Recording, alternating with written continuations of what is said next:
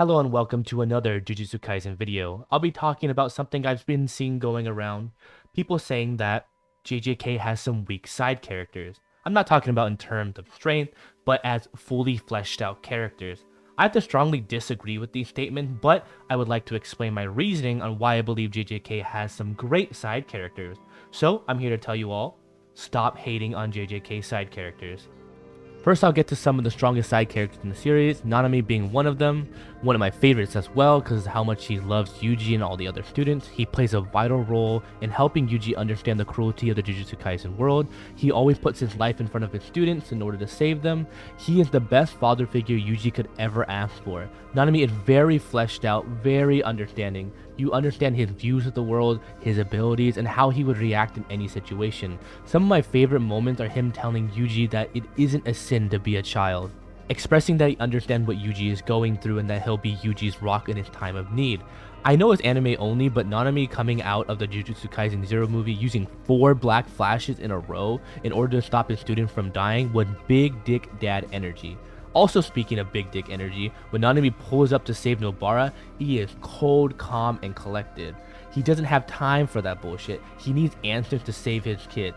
I do also want to point out that both the anime and manga have 2 different versions of this in terms of mood. The anime is more aggressive while the manga is very cold and collective. I just like saying that they're both fucking cool and both fucking hard for me to pick between. Nanami's story is complete and ends with him showing that he believes in Yuji to carry on from here on end. I love Nanami and I will have no slander for Father of the Year. Yeah, I know. Daddy Nanami is a very easy side character to pick, so I think I'll go with someone like Ekamaru. I'm not really sure why people think that he is a weakly written character.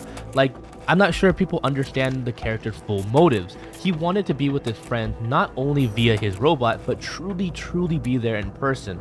Not only was he able to obtain his body and have a backup plan to fight Mahito, he was literally giving up everything to have the slightest chance in seeing his friends and take out a huge threat. Mekamaru puts up a good fight against Mahito, and it truly looked like he was able to make it out and possibly take on Kenjaku. Yet, it's in JJK, and we never have a happy moment for more than 10 seconds, and Mekamaru put out a commission. So why would anyone call Mekamaru a badly written character? Is it because he wasn't able to achieve what he wanted, or was it that people saw his motives as selfish? To be fair, his motives were very selfish, but how does that not make him a compelling character? A character that stays true to oneself and puts everything on the line to achieve his goal is very compelling. Even if the plans are messed up or evil, understanding the character's motives really fleshes them out, makes them more sympathetic and transparent to the reader. Mekamaru has his arc completed when he confesses his love and wishes to Kasumi. This really was a nice send-off to the character, yet very sad. I do think it was well put together character arc in the story that fits in the sad world that is JJK. While we're on the topic of Kasumi, why does she get so much hate?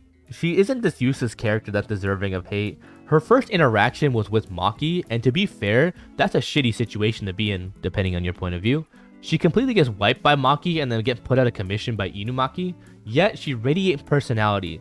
Silly, but still personality. She is true to herself and wants to be around her classmates just like Mekamaru did. I will get into a quick spoiler, so this is your spoiler warning. At the end of the Shibuya incident arc, Kasumi brings out a binding vow that she has to put everything into her final katana swing, giving up ever wielding a katana to have the most powerful strike that she can possibly create, just for Kenjaku to block it with one hand. So many people look at this and say, oh wow, she is so useless.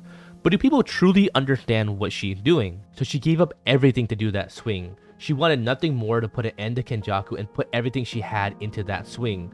Of course, the big bad of the story is not going to be fazed by it. It shows the strength of Kenjaku, but on top of that, it shows the insane amount of resolve Kasumi had just to even attempt it.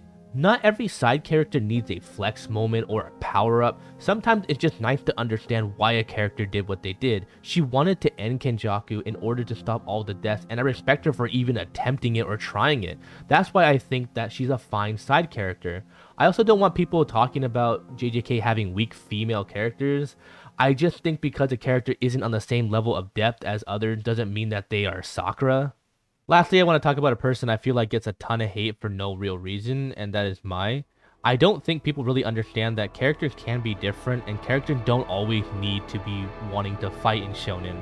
Mai is a complex character in my opinion because she is born into a clan that wants nothing but power. She is seen as a failure just like Maki, but because she has a cursed technique, it is passable. She plays this tough character act because she is hiding so much pain. She doesn't feel accepted in her own clan, and the one person she loved and looked up to left to achieve her dream. She doesn't want to fight at all. If people really took the time and saw just the few chapters that she was in, it would show you and make you understand her motives. Overall, I believe a side character doesn't need a ton of screen time and be complicated in order to be a good character. There is a valid argument that characters can be used more or lack in comparison to other well-written characters, but writing them off without really showing any evidence does absolutely nothing. There are characters that have short and completed story arcs that are just concluded very nicely. Thank you for making it to the end of this video. I hope I was able to shed a little bit more light on side characters within this wonderful manga.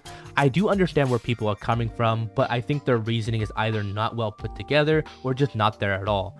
I am always open for a discussion in the comments below. I will reply to all, if not as many as possible. Thank you for your support again, and as we make it to the end of the year, I want to thank you so much for the growing support that I have gotten when I finally, put the time and committed to this channel a little bit more.